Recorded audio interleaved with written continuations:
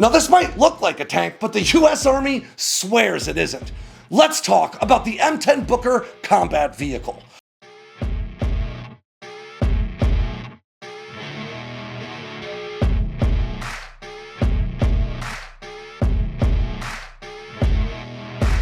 Now, no matter what you call it, the M10 Booker adds a new and very lethal long-range fires capability for US Army infantry troops, allowing them to take on enemy bunkers and light armored vehicles without needing to call in for tank or air support. With a 105mm M35 tank gun in the turret, a 50 caliber heavy machine gun for the vehicle commander, and an additional M240 machine gun chambered in 7.62, the M10 Booker is a fully tracked armored vehicle operated by a crew of 4 that any other country would probably call a tank. But like aircraft carriers, America only counts the huge ones. Now, the M10's vehicle commander is provided with a thermal viewer, allowing this not a tank to fire massive 30-pound shells in day or night conditions with pinpoint accuracy, using the very same fire control system that you'll find in the much larger M1A2 Abrams main battle tank. Now, these rounds, of course, are much smaller than those fired by the Abrams' huge 120mm smoothbore gun, but they offer a lot more firepower than you'd currently find on, say, a Bradley fighting vehicle, which are usually equipped with 25mm cannons. In fact, the original M1 Abrams was actually fielded with a 105mm gun until the M1A1 superseded it in 1985. And of course, many of the Abrams' predecessors, the M60s, also carried 105mm weapons. The M10, however, carries a much more modern system that's reportedly a lot lighter than the M60's gun, while offering the same degree of firepower. And as highlighted by retired Army Lieutenant Colonel Arthur Elfin, the 105 offers at least one big advantage in terms of ammunition stowage.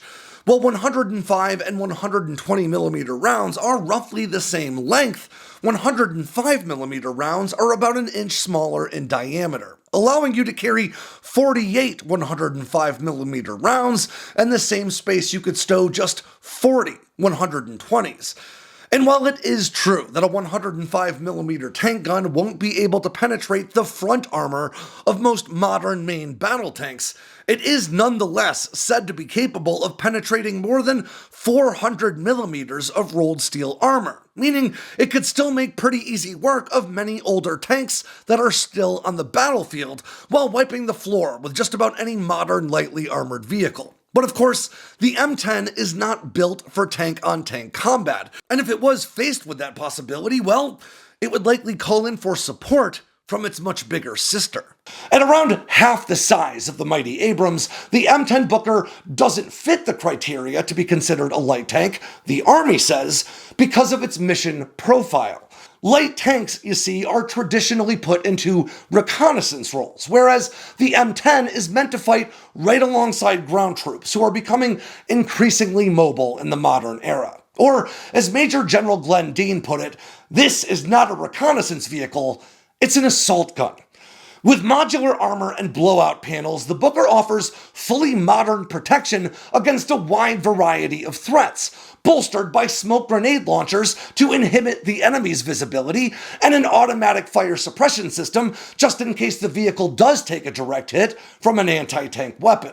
So, while the Army might not want to call the M10 a tank, it certainly packs tank-like protection and a tank-like punch. But while you can only ferry a single massive M1 Abrams inside a C-17 cargo plane, you can actually deliver 2 M10 Bookers in that same space, which means you can double the number of vehicles rapidly flown into the fight for things like forced entry operations where infantry troops lead an assault into enemy territory.